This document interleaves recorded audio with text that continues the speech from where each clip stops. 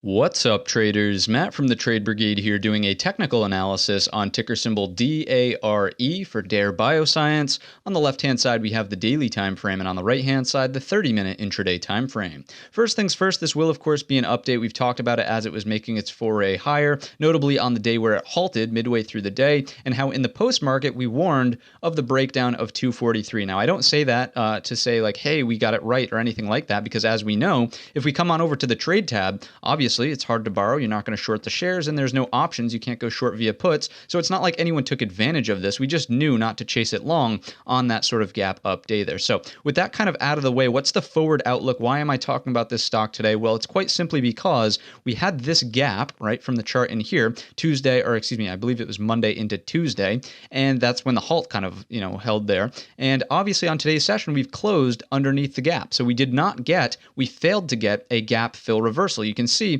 we had some hammer candles try to print around the gap close area, but it did not result in higher, okay? And as of the post market right now, we're a little bit lower, 188, 189, just off by a hair here from the close.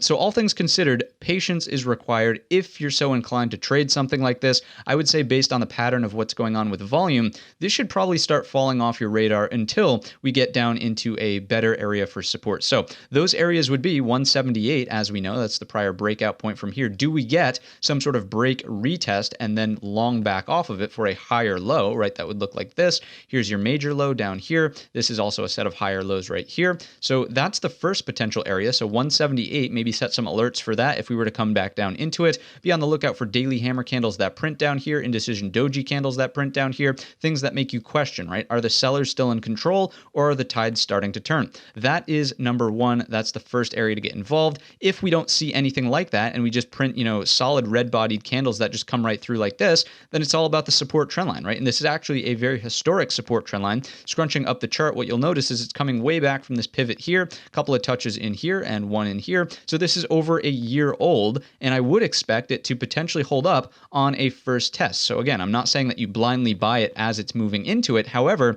if we were to come down and put in a hammer candle or again an indecision doji, those same sort of deals we talked about right here, then this is another place to potentially get involved. Okay, so that's what I'm seeing from the daily based on, closing firmly underneath this gap now. The halt day, it just doesn't make sense that you would be trying to get involved to the long side quite yet. Also, again, noting the volume here. As we started pulling back, no one was interested in buying the pullback, right? This was supposedly the greatest thing since sliced bread, and no one wanted to get involved. Look at this little opportunity here as we start to turn back higher. Volume was substantially lower than what we saw throughout the entire rest of the morning on that Wednesday session. Volume today on Thursday, as it continues to pull back, is still incredibly small. So again, everything about this stock is still saying stay away, be patient, wait for a setup either here at the 178, or if it happens to be more aggressive and bring us into the support trend line, could be anywhere from 150 to let's say 155, depending on when this happens.